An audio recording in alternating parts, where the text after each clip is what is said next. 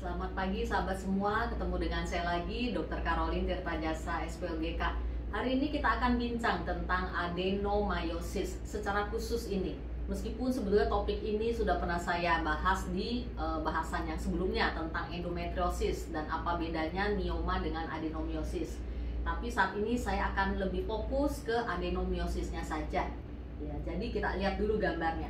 Adenomyosis itu adalah proses endometriosis yang tumbuh di otot rahim. Ini rahim dengan adenomyosis pada lapang pandang secara laparoskopi ya. Jadi bercak-bercak hitam seperti ini sudah menyusup masuk ke otot rahim.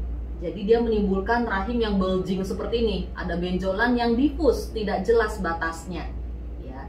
Miom pun menimbulkan kondisi bulging ya, rahim itu membesar karena benjolan di rahim. Tetapi kalau miom batasnya jelas. Kita lihat ya, lebih jelasnya di sini. Nah, ini miom, batasnya jelas. Kalau ini rahim, yang merah ini adalah otot rahim, ini miom, ya. Adenomyosis itu bercak-bercak, jadi sel endometriosis yang tumbuh di otot rahim seperti ini, ya. Ini dalam kondisi adeno yang kecil tentunya ya. Kalau adenomyosis ini growing, dia tumbuh, ya, akan bisa membentuk benjolan yang bisa menguasai seluruh otot rahim dan memenuhi seluruh otot rahim ini. Dan dia ini blur ya, karena berinvasi, menyusup masuk ke sela-sela otot rahim ini secara difus sehingga tidak bisa lagi dipisahkan antara sel-sel adenomyosis dengan sel-sel otot rahim yang sehat ya. Operasi sebersih apapun pasti akan meninggalkan sisa sedikit di otot rahim yang setelah beberapa tahun tentunya dia akan menjadi besar kembali.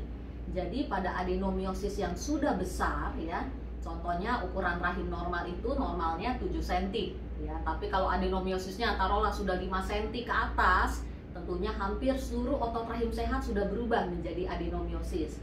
Biasanya pasiennya keluhannya mens banyak dan mens sakit ya. Pada kondisi seperti ini biasanya agak sulit untuk mempertahankan rahim, sehingga rata-rata kalau baca ya, dokter-dokter semua kesepakatan dokter kandungan untuk terapi adenomyosis yang definitif yang tidak mau kambuh sama sekali, satu-satunya hanya angkat rahim ya. Nah, kondisi ini tentunya dilematis bagi pasien-pasien adenomyosis yang masih mau hamil atau belum pernah hamil ya.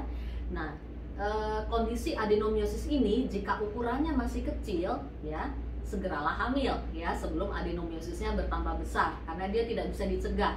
Ya, penyakit endometriosis ini adalah penyakit sepanjang usia reproduksi. Jadi selama hormon aktif dia akan terus tumbuh. Jadi kalau adenomyosis masih 1 cm atau 1,5 cm, hidup sehatlah ya. Dan bagi yang sudah menikah segeralah hamil, jangan tunda lagi kehamilan ya. Kalau perlu masuk program hamil. Karena kalau adenomyosis yang growing, dia menguasai seluruh otot rahim, keputusan terakhirnya mau tidak mau harus angkat rahim. Dan adenomyosis ini sangat mengurangi kualitas hidup ya, karena pasiennya biasanya didera nyeri bulanan ya, belum lagi mens yang banyak sehingga menimbulkan kondisi yang anemia. Jadi harus segera diatasi kondisi adenomyosis ini. Sekian dan terima kasih, semoga menjadi manfaat.